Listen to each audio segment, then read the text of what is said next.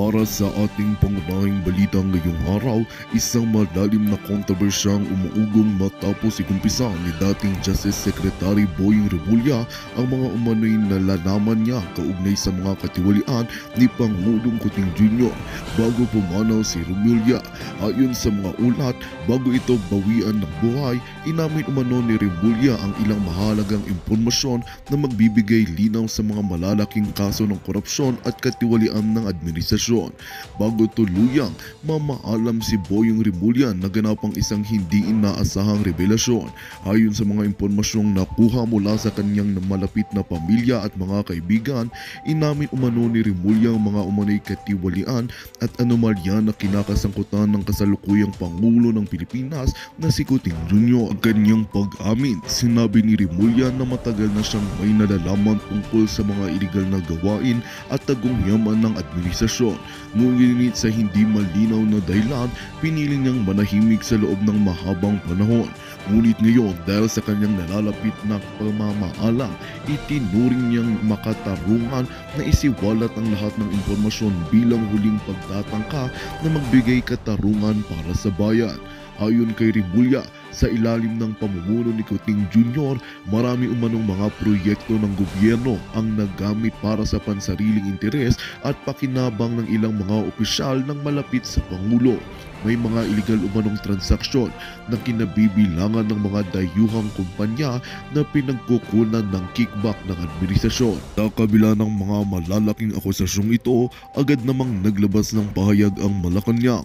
Ayon sa tagapagsalita ng Pangulo, walang katotohanan ng mga paratang ni Remulla at isa lamang itong taktika para sirain ang imahe ng kasalukuyang administrasyon. Idiniindi nila na dapat bantayan ang mga motibo sa likod ng mga ganitong akusasyon, lalo na't ang mga pahayag umano ni Remulla ay hindi pa nasusuri ng korte o ng anumang imbestigasyon. Sa kabila ng pagtatanggol ng Malacanang, tila malalim na ang sugat na indiwan ng mga paratang na ito sa imahe ni Pangulong Kuting. Maraming sektor ng lipunan ang nagdemand ng mas malalim na imbestigasyon upang matiyak kung may basehan nga ba ang mga sinabi ni Remulla. Sa kabila ng mga pahayag mula sa pamahalaan, iba't ibang personalidad mula sa oposisyon at civil society organizations ang nagsimulang mag-ingay at humiling ng masusing imbestigasyon. Ayon sa kanila, dapat bigyan ng pansin ng bawat detalyeng inilabas ni Remulla at siguraduhin na may totoo ang mga akusasyon, mapanagot ang sinumang may sala. Hindi naman napigilan ng mga netizens na magbigay ng komento patungkol sa issue. Ayon sa mga netizens, kung talagang may mga ebidensya na may katiwalian sa administrasyon, dapat ito manong busisihin ng Senado o ng isang permarsyal na body. Hindi po pwedeng palampasin ang ganito, lalo na kung ang taong nagsiwalat ay mismo mula sa gobyerno. Natatakot kasi kung totoong may ganitong kalaking korupsyon sa itaas, paano na lang tayong mga nasa baba? Dapat magkaisa ang mga Pilipino para humingi ng hustisya. Dagdag pa rito, ilang miyembro ng media at legal experts ang nagpahayag na maaaring maging malaking hamon ang pagpapatunay sa mga akusasyon ni Remulla, lalo na't wala pang konkretong ebidensya na isinumite sa korte. Gayunpaman, hinihikayat nila ang mga concerns group na magsamba ng kaukulang kaso upang masuri ng mabuti ang sitwasyon. Ayon naman sa mga eksperto, posibleng humantong sa imbestigasyon ng Ombudsman o ng Senate Blue Ribbon Committee ang mga paratang ni Remulla. Ngunit bago ito, kinakailangan munang makakalap ng sapat na ebidensya upang mapatunayan ang mga nasabing aligasyon.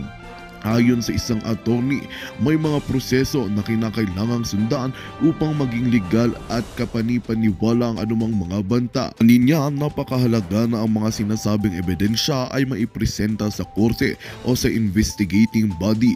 Kung wala umanong malinaw na ebidensya, magiging mahirap ang pagpapanagot sa kahit sinong opisyal ng gobyerno.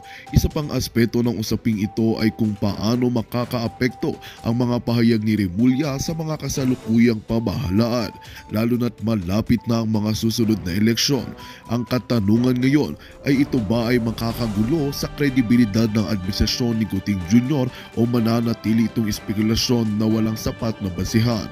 Sa ngayon, nakabinbin pa rin ang ilang mga imbestigasyon na isinasagawa ng iba't ibang ahensya ng gobyerno.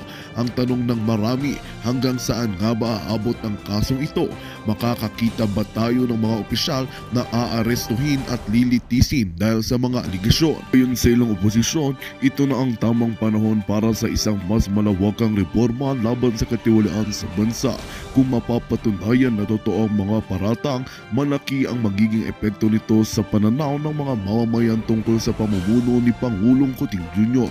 Samantala, maraming kababayan natin ang nagtatanong din kung ano ang magiging pahayag ni Remulla ay bunga lamang ng panghihinayang o kung ito ba ay isang tunay na pagtatangka para ituwid ang mga kamalian ng administrasyon.